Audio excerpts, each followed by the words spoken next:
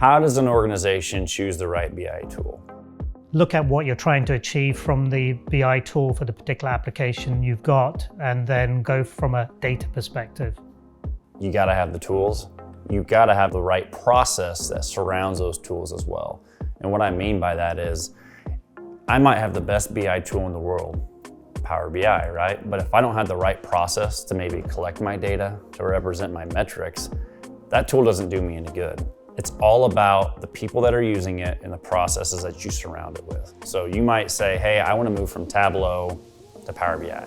I want to move from Excel to Power BI, Domo to Power BI. It doesn't really matter, because if you don't put those right practices in place, you're going to end up having an unsuccessful deployment of Microsoft Power BI. And Collectiv has the expertise to ensure that that is a success for you, because we have the knowledge, we have the consultants, and we have the people who have done it before.